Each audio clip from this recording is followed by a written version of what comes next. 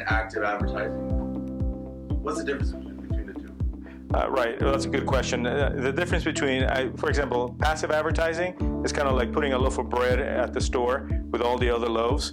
So you're kind of just waiting for someone to kind of just walk up there and get it, right? So active advertising is kind of like when you go to Costco. So you're going through the, through the aisles, and someone says, "Hey, do you want a sample of this?" And you may not have gone there to taste the sample, but because they're being active about it, you may end up tasting some of those samples. So that's the type of advertising that we do. I mean, we want to be able to push your house, and the way that we do that is the first thing that we do is we'll do, for example, we'll build a custom website. Okay, and the reason that a custom website is really important is because all the traffic we're driving to your loaf of bread, your custom website. Okay, so that's passive and active as an example.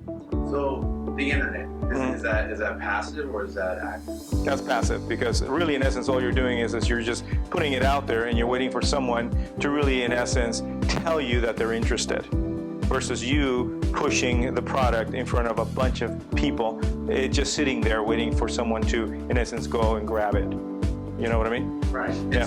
So it's saying that, does that mean 97% of agents are passive advertisers? Yeah, they are. And the reason that they are is because, number one, they're lazy. Number two, they don't have the money, and they don't have the manpower to be active. So in terms of pushing your house, the level of agent that you choose is going to determine whether you're active or passive. The majority of agents are passive advertisers. Okay, and that's why they don't sell a lot of houses. Okay. Well, can you give me some examples? Well, the first example that I mentioned was the custom website. Okay, so whenever you're selling a house, you're not just selling the walls and the room and the virtual tours and stuff. You're really in essence selling the neighborhood, you're selling the schools, you're selling the shopping, you're selling in essence the lifestyle, right?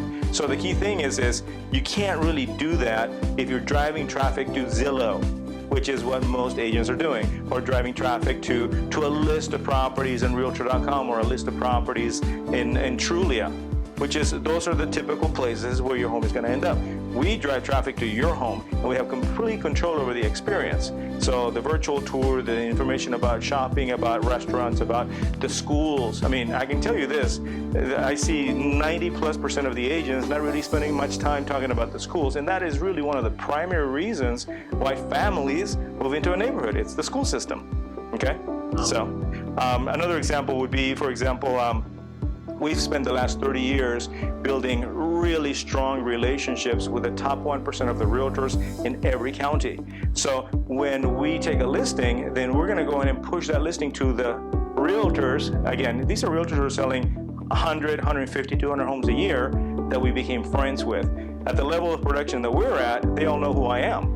So the cool thing about it is whenever we send them information, number one, they look at it because they know who I am. Number two, when they come out to show the property, they're not showing 15 homes, ours being one of those. They're coming out to show your house.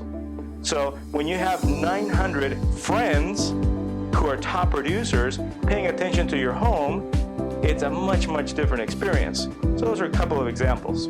Okay?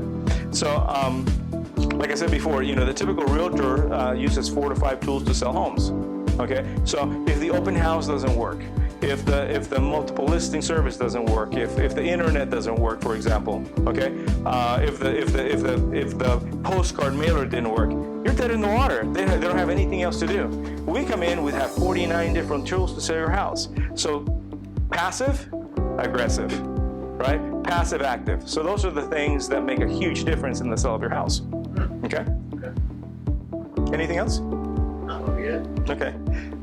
Well, if you want to find out a little bit more about what we do to sell houses, you can always email me. You can send an email to h_balarezo@yahoo.com, or you can go to my website, which is hugobalarezo.com.